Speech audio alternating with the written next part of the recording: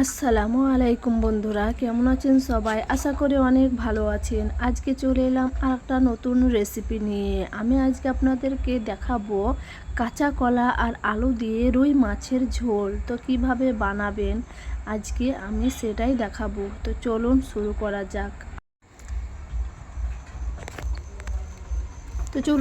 করা যাক। আমি এখানে নিয়েছি একটা টমেটো আর 3টে পেঁয়াজ, আর রুই মাছ নিয়েছি 4 পিস, আর 2টো কাঁচা কলা আর একটা আলু। তো আমি প্রথমে একটা প্লেটের মধ্যে 4 পিস রুই মাছ নিয়ে নিয়েছি। তো আমি এটাকে ভালোভাবে ম্যারিনেট করে নেব।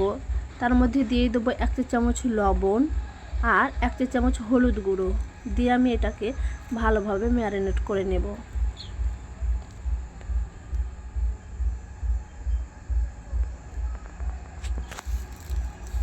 হলুদ আর লবণটাকে এর মধ্যে ভালোভাবে মাখিয়ে নেব, যাতে ওর মধ্যে লেগে যায়।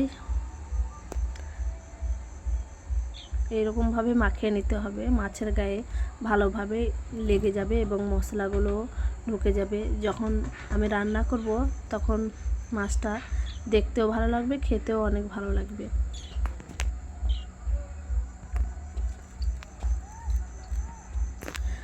তো আমার মাখানো হয়ে গেছে। এবার গ্যাসের মধ্যে একটা কড়াই নিয়ে নিয়েছি। এবার কড়াইয়ের মধ্যে আমি তেল দিয়ে দেবো। এখানে আমি সরিষার তেল ব্যবহার করলাম। মাছ যেহেতু আমি রান্না করব সেই জন্য সরিষার তেল দিয়েই রান্না করব। সবজি হলে আমি সয়াবিন তেল দিয়েই রান্না করতাম, কিন্তু এটা মাছ মাংস সব কিছুই সরিষার তেল দিয়েই রান্না করা ঠিক আছে। তো আমি এবার মাছগুলোকে এক এক করে তেলের মধ্যে ছেড়ে দেব।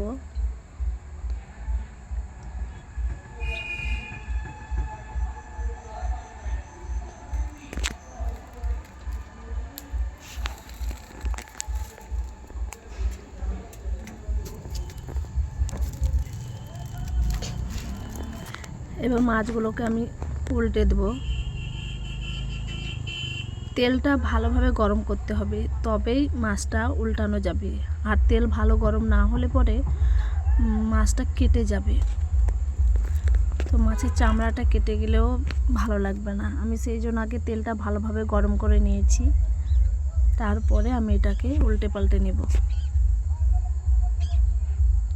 আমি মাছ ভাজতে আমাকে ভীষণ ভয় করে যে গায়ে তেল পড়ে যাবে কি না। কিন্তু যখন রান্না প্রথম ভয় লাগতো, এখন রান্না করতে করতে আমার হয়ে গেছে অভ্যাস, সেই জন্য আর আমাকে কিছু লাগে না। কিন্তু আগে তো আমি খুবই ভয় পেতাম। আর এই মাছগুলো তো তেলে ভাজতে আমাকে ভীষণ ভয় লাগতো, মাছগুলো ছেড়ে যাবে কি না। আমাকে সেই জন্য আমার মা আমাকে মাছ যখন ভাজা করতে তখন আমাকে দিত না, যে না তো পারবি না, সেই জন্য।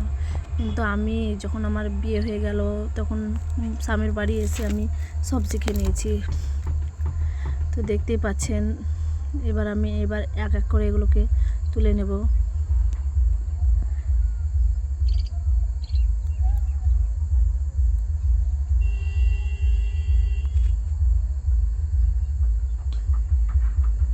এই যে আমি এক এক করে সব তুলে নিচ্ছি। তো দেখতে পেলেন কত সুন্দরভাবে তুলে নিলাম। এই তেলের মধ্যে আমি দিয়ে দেবো কেটে রাখা আলু। এখানে আমি একটা আলু কেটেছি বড় সাইজের, আমি এটাকে 4 টুকরো করে নিয়েছি। তো আমি এর থেকে বেশি দেব না, কেননা মাছটা যেহেতু 4 পিস, সেই জন্য আমি 4টেই আলু ব্যবহার করেছি এখানে। তো আলুগুলোকেও লাল লাল করে ভেজে নিতে হবে। আলু ভাজা হয়ে গেলে আলুটাকেও আমি একটা প্লেটের সাহায্যে তুলে নেব।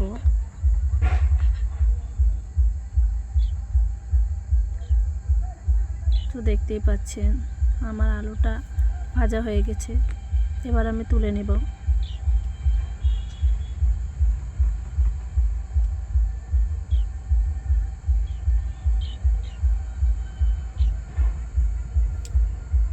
এবার ওই তেলের মধ্যেই আমি কাঁচা কলাটাও দিয়ে দেবো। কাঁচা কলাটাও আমি গোল গোল সাইজের কেটে নিয়েছি। আপনারা চাইলে লম্বা সাইজ করে কেটে নিতে পারেন। আমি গোল গোল করেই কেটে নিয়েছি। তো কাঁচা কলাটাও ভালোভাবে ভেজে নিতে হবে উল্টে পাল্টে। আগে আমি কাঁচা কলাটা সিদ্ধ করে নিয়েছি। আপনারা চাইলে কাঁচা কলা ডাইরেক্ট ভাজতে পারেন, কিন্তু আমি হালকা করে একটু সিদ্ধ করে হলুদ লবণ দিয়ে সিদ্ধ করে নিয়েছি। তারপরে আমি ভাজা রান্না করব, কেননা মাছটা রান্না করতে গেলে বেশি আঁচ দেওয়া যাবে না, মানে বেশি জাল করা হবে না। সেই জন্য আমি এখানে হালকা করে সিদ্ধ করে নিয়েছি। অল্প জালে আমি রান্নাটা তুলে নেব। তো আমার কাঁচা কলাটাও ভাজা হয়ে গেছে, এবার এক এক করে তুলে নেব। এই ভিডিওটা আমার অনেকই লম্বা হয়ে গেছে।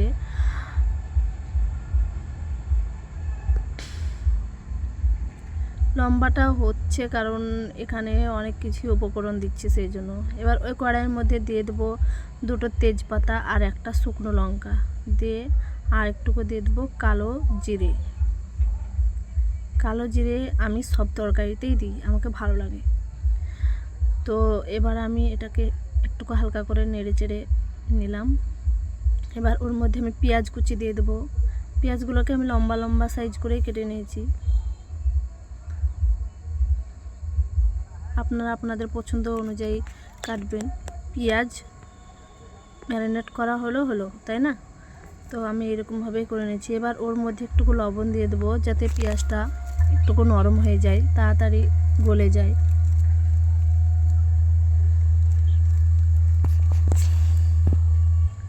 পেঁয়াজে লবণ দিলেই তাড়াতাড়ি গলে যায় পেঁয়াজটা।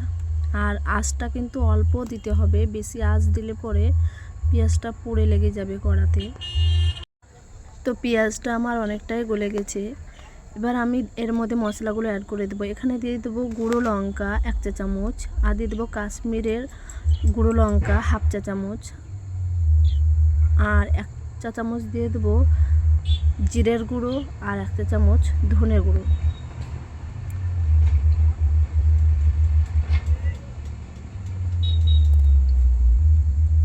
আর দিয়ে দেবো আদা রসুন বাটা। আমি আদা রসুনটা একসঙ্গেই পেস্ট করেছি মিক্সিতে, তো আমি একসঙ্গেই অ্যাড করে দিলাম 1 চা চামচ। এবার এটাকে ভালোভাবে ম্যারিনেট করে নেব, এর মধ্যে ভালোভাবে মাখিয়ে নেব।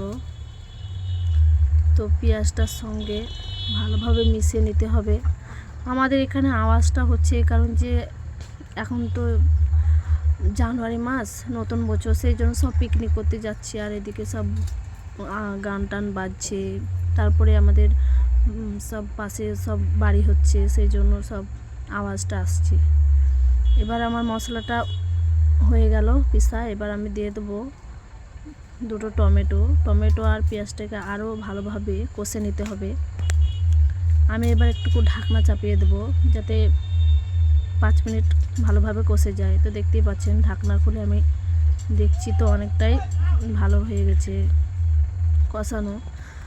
তো পেঁয়াজটা আমি ভালোভাবে কষে নিয়েছি। এবার আমি এর মধ্যে দিয়ে দেবো আলু, যে ভেজে রেখেছিলাম সেই আলুগুলো দিয়ে দেবো। আলুটা দিয়ে এর মধ্যে আরেকবার মাখিয়ে নেব।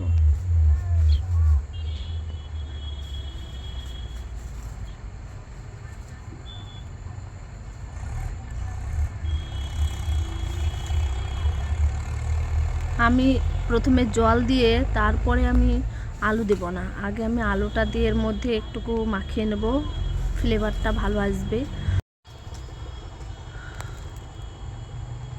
তো এবার আমি সামান্য জল অ্যাড করে দেব। জলটা দেওয়ার কারণ হচ্ছে মশলাটা ভালোভাবে আলুর সঙ্গে মিশে গেল, আর চারিধারে আর কিছু লেগে থাকবে না। দেখতে পাচ্ছেন কত সুন্দরভাবে জলটা আলুর সঙ্গে লেগে গেল।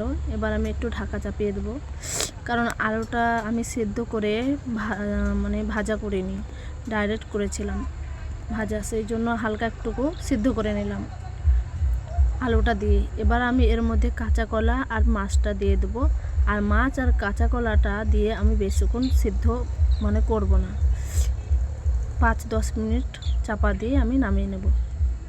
তো আমি কাঁচা কলাটাও অ্যাড করে দিলাম। এবার আমি মাছটা এক এক করে দিয়ে দিচ্ছি। মাছটা আমার দেওয়া হয়ে গেছে। এবার আমি বেশি জাল করব না, হালকা একটু জাল করবো। এর মধ্যে গরম মশলা দিয়ে দেবো একটুকু, 1 চা চামচ দিয়ে দেবো। তারপরে তখন আমি এটাকে সেদ্ধ করতে দেবো 10 কিংবা 15 মিনিট এরকম থাকবে। আমি মাঝের মধ্যে একবার দেখব যে সিদ্ধ হয়েছে, ঠিকঠাক ঝাল লবণ হয়েছে কি না। তো দেখতে পাচ্ছেন কত সুন্দরভাবে আমি মাছটা রান্না করে নিয়েছি।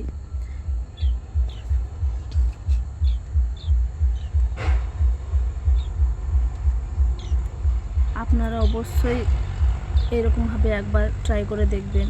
আর আমার রেসিপিটা যদি ভালো লাগে থাকে তাহলে অবশ্যই সাবস্ক্রাইব করবেন, ওপরের বেল আইকন ঘন্টিটি বাজিয়ে দিবেন। আর যারা আমার চ্যানেলে নতুন আছেন তারা সাবস্ক্রাইব করে দেবেন। ভালো থাকবেন, সুস্থ থাকবেন।